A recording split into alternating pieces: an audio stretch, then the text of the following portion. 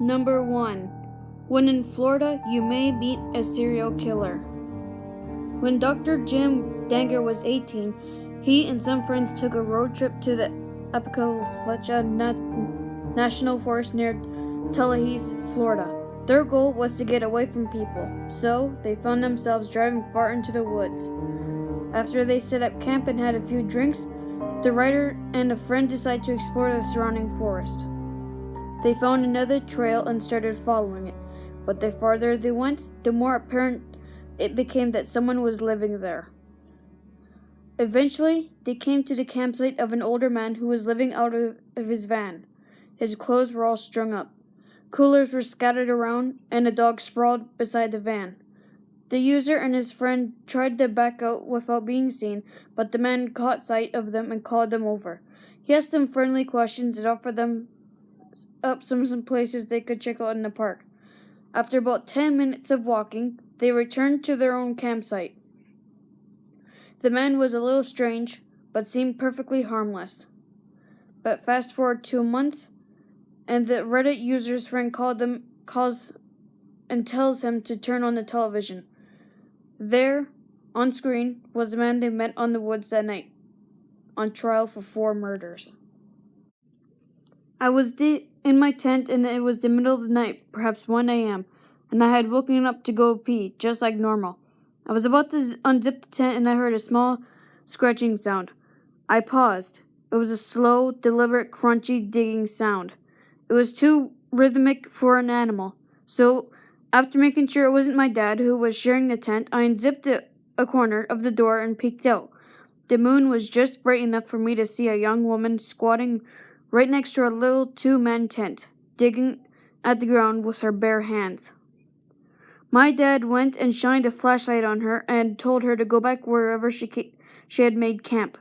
The woman got up silently, leaving a 4-inch deep hole next to the tent, and started walking away. I went outside, went pee, and got back to my sleeping bag. A few minutes later, I was awoken again by a clattering sound of a person or an animal walking around where we had put our stuff. I looked outside again, and the woman was crouched low, walking around her stuff and looking at things the way a monkey might. My father stepped out of the tent, shined a flashlight on her again, and she faced him.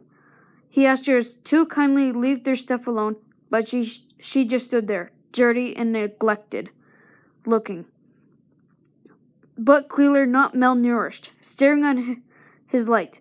He gave up and went back into our tent. Soon we heard her digging again at her little hole, which was now literally 6 inches and 2 pieces of thin nylon away from my head. I shouted her to go away, and she ran away like an animalistic kind of way and never returned. I fell back asleep in the morning. Our stuff was scattered, but nothing was stolen. Number 3. I work in an outdoor field and lead trips regularly.